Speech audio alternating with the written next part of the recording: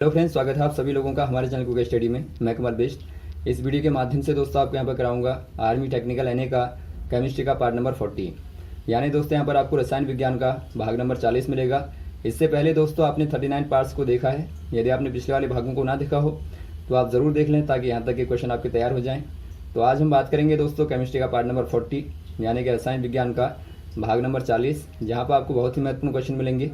ये क्वेश्चन दोस्तों बार बार पूछे गए हैं और बहुत बहुत पूछे जाने की संभावनाएं हैं, तो इसीलिए आप सारे क्वेश्चनों को लगातार नोट करेंगे।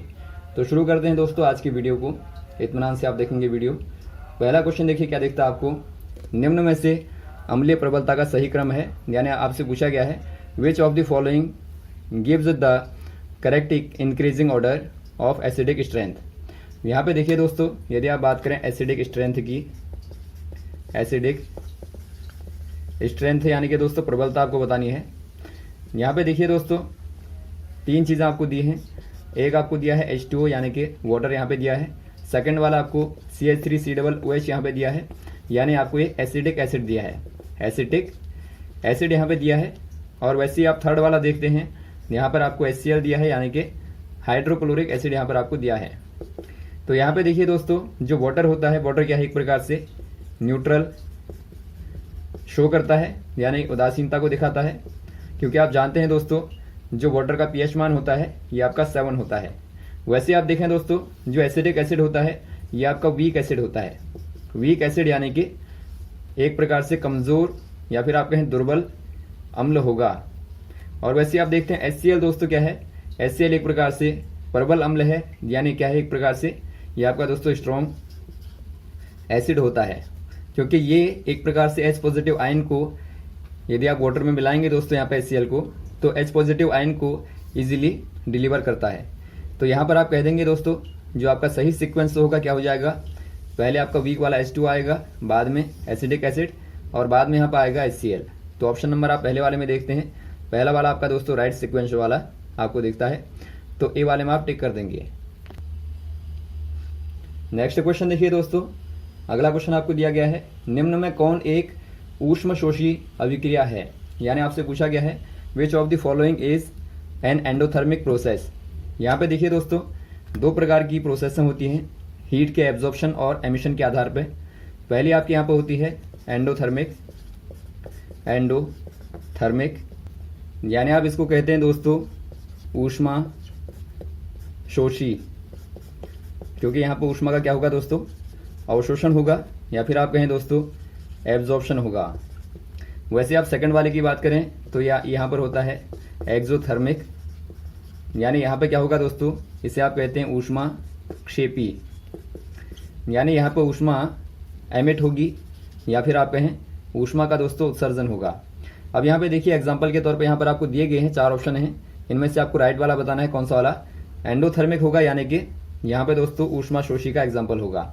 पहला वाला आपको दिया गया है दोस्तों इवेपोरेशन ऑफ वाटर। यदि आप बात करें वाटर की दोस्तों, वाटर से दोस्तों इवेपोरेशन होने के बाद में यदि आप वेपर को देखें तो यहाँ पे क्या होगा दोस्तों, एक प्रकार से यहाँ पे हीट क्या हो रही है, हीट यहाँ पे दोस्तों एक प्रकार से इंक्रीज होती है, यानी यहाँ पे आपका T1 है, ये आपका T2 है। तो आप देखते हैं T2 दोस्तों ज़्यादा होगा T1 से, दैट मीन्स क्या होता है यहाँ पे क्या होगा दोस्तों, यहाँ पे हीट का एब्जॉर्प्शन हो रहा होगा, यानी क्या हो जाएगी एक प्रकार से ये दोस्तों एक प्रकार से एंडोथर्मिक रिएक्शन हो जाएगी।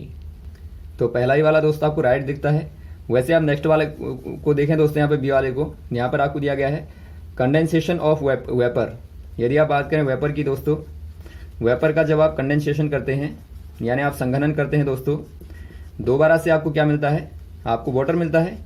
और यहाँ पर आप क्लियर देखते हैं T1 आपका जो है और यहाँ पे T2 है, तो T1 दोस्तों ज़्यादा है T2 से, यानी यहाँ पे क्या होगा दोस्तों, यहाँ पे हीट एक प्रकार से एमिट होगी, यानी ऊष्मा दोस्तों क्या हो रही है यहाँ पे एक प्रकार से कम हो रही है, या फिर आप कहें दोस्तों ऊष्मा यहाँ पे रिलीज हो रही है, तो आप इसको कह देंगे एक्सोथर्मिक, एक्सोथर्मिक हो जाएगी, यानी कि ऊष्मा क्षेपी हो जाएगी। वैसे आप बात करें दोस्तों डाइल्यूशन ऑफ सल्फ्यूरिक एसिड, यदि आप यहाँ पे सल्फ्यूरिक एसिड को लें, यहाँ पर आपने लिया H2SO4 जो कि दोस्तों कॉन्सेंट्रेट है यानी सांद्र है।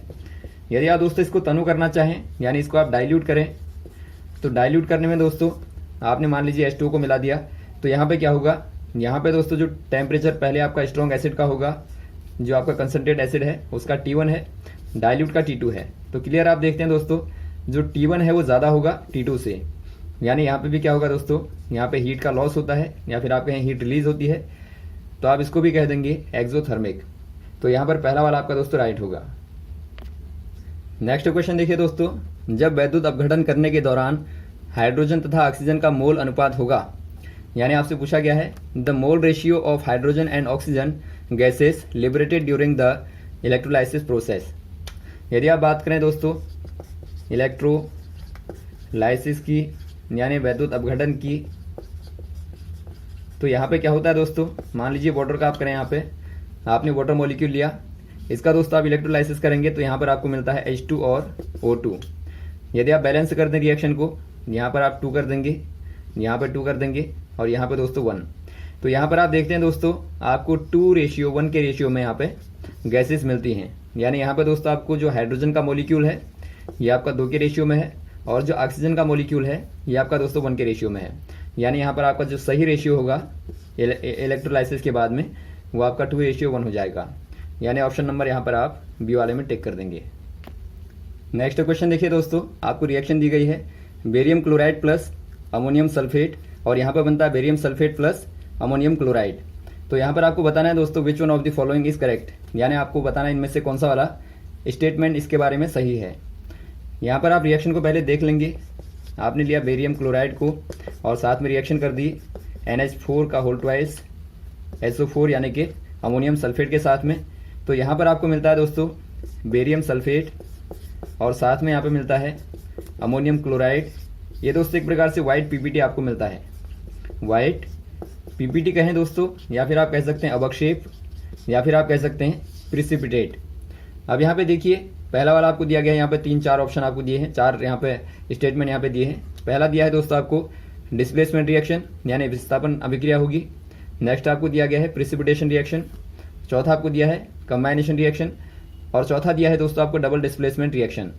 यहाँ पर आप क्लियर देखते हैं दोस्तों, जो आपका Cl2 यहाँ पे था बेरियम के साथ में वो यहाँ पर आ गया और यहाँ पर आप देखते हैं जो SO4 यहाँ पे था दोस्तों अमोनिया के साथ में, ये आपका बेरियम के साथ में आ गया। यानी यहाँ पर आप देखते हैं दोनों का ही कैटाइन और एनाइन का दोनों का ही दोस्तों क्या होता है डिस्प्लेसमेंट होता है, यानी आप इसको कह देंगे डबल डिस्प्लेसमेंट रिएक्शन। तो एक तो चौथा वाला हो जाएगा और साथ में आपने देखा दोस्तों यहाँ पर आपको वाइट PPT मिलता है, यानी एक प्रकार से ये रिएक्शन दोस्तों क्या है प्रिसिपिटेशन रिएक्शन है, यानी कि अवक्षेपण वाली अभिक्रिया भी है। तो यहाँ पर आप दोनों ही को देखते हैं, ऑप्शन नंबर 2 को और ऑप्शन नंबर 4 को। तो यहाँ पर आपको 2 और 4 कहाँ पे दिया है, यहाँ पर आपको दोस्तों ऑप्शन नंबर C वाले में दिया है, तो आप C वाले में टिक कर देंगे। अगला क्वेश्चन देखिए दोस्तों, क्या होता है जब एक टेस्ट ट्यूब में अम्ल व क्षार के विलयनों को मिलाया जाता है। यानी आपसे पूछा गया है what happens when the solution of an acid is mixed with a solution of base in a test tube. दोस्तों यहाँ पे देखिए आपने कोई टेस्ट ट्यूब यहाँ पे ली, यहाँ पर आप मिला दें एसिड को पहले और ऊपर से दोस्तों आप बेस को मिला दें, यानी कि आपने अम्ल को और क्षार को मिला दिया।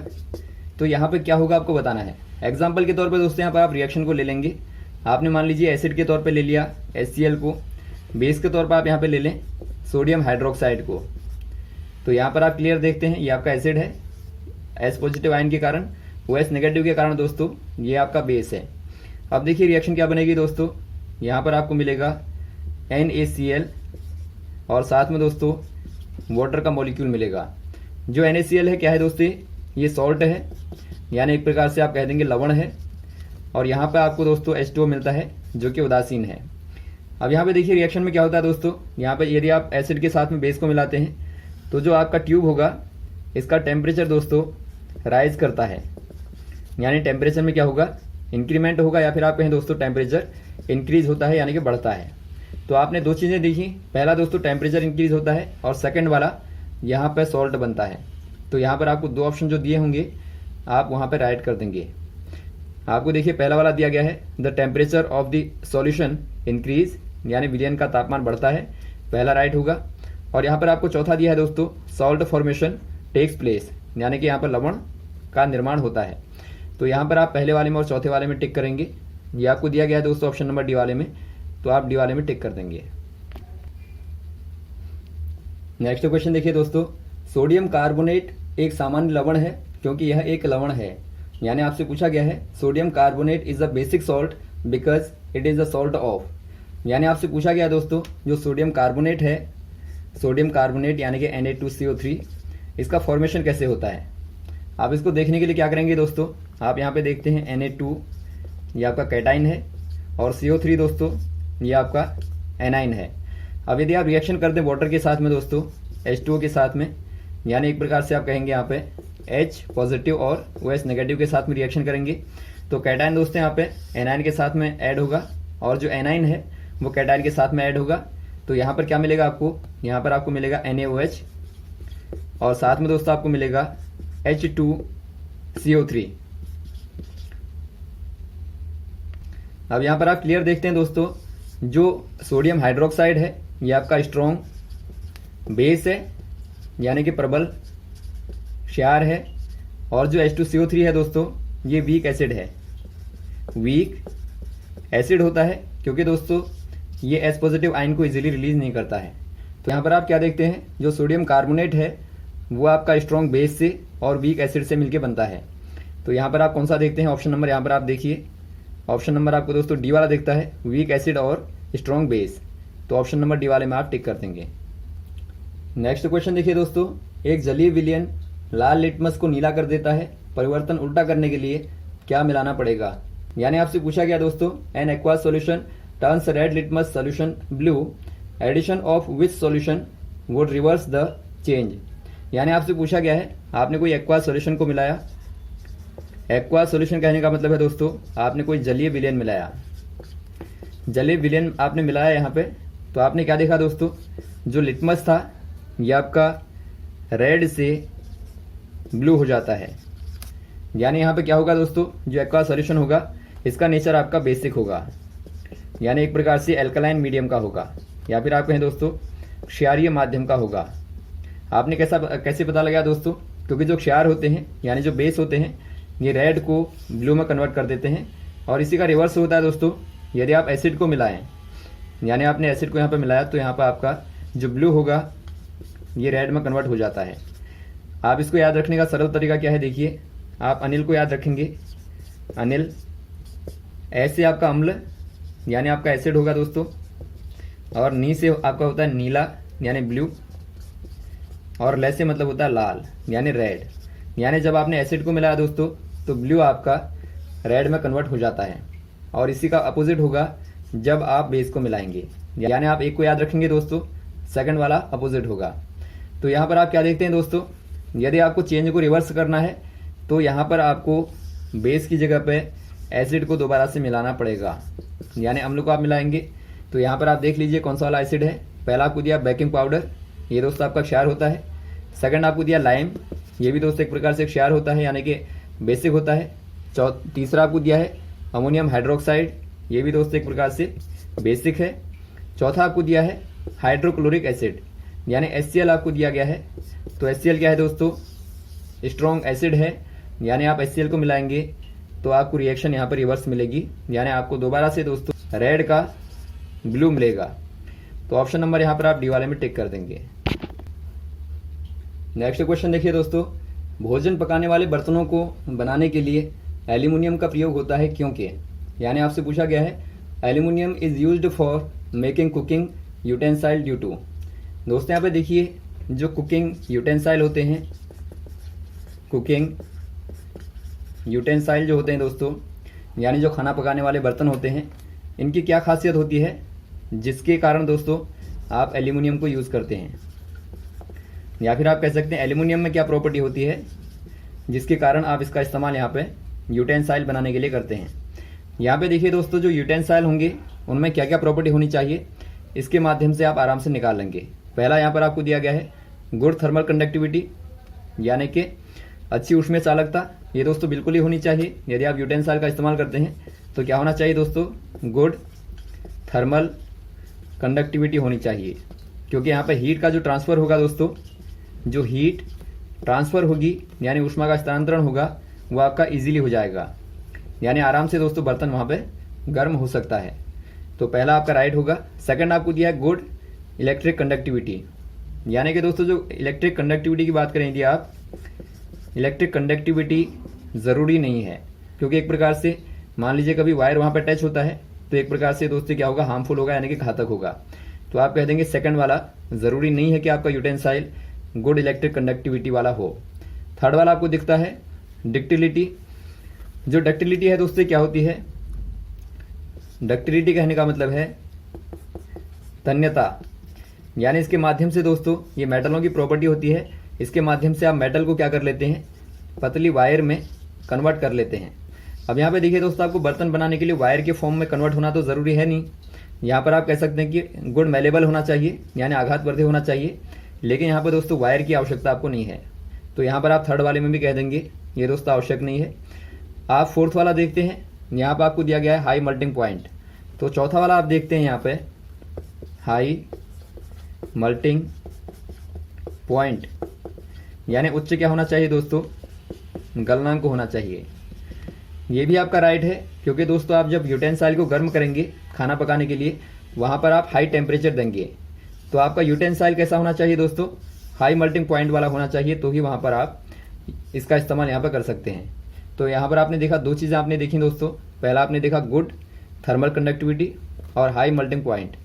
तो ऑप्शन नंबर यहाँ पर आपको दिखता है दोस्तों सी वाला, पहला और चौथा, यानी सी वाले में आप टिक कर देंगे।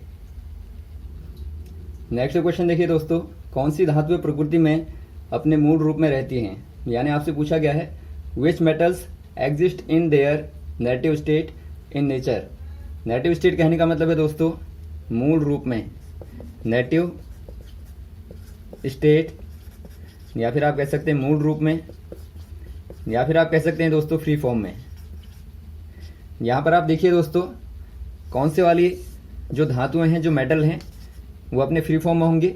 ये मेटल ऐसे होने चाहिए दोस्तों जो कि एक प्रकार से लीस्ट रिएक्टिव हों, यानी कम से कम क्रियाशील हों, या फिर दोस्तों एक प्रकार से इनर्ट हों या फिर अक्रियाशील हों। तो यहाँ पर आप देखते हैं जो कॉपर है, कॉपर दोस्तों क्या है, ये आपका हाई रिएक्टिव मेटल है। तो कॉपर तो हो नहीं सकता कि फ्री फॉर्म में मिले आपको, तो पहला नहीं होगा। सेकंड आप देखते हैं दोस्तों गोल्ड। गोल्ड देखते हैं दोस्तों, यदि आप मेटेलिक सीरीज में देखें, यदि आप मेटेलिक सीरीज को देखें दोस्तों, यानी धातुओं की यहाँ पे श्रेणी को देखें, तो वहाँ पर आप देखते हैं गोल्ड बहुत ही नीचे आता है। यानी दोस्तों गोल्ड क्या एक प्रकार से ये आपका लो रिएक्टिव होता है, यानी यहाँ पर आप देखते हैं कम से कम दोस्तों क्रियाशील होता है, यानी ये आपको एक प्रकार से नेटिव फॉर्म में या फिर आप कहीं फ्री फॉर्म में दोस्तों नेचर में मिलता है।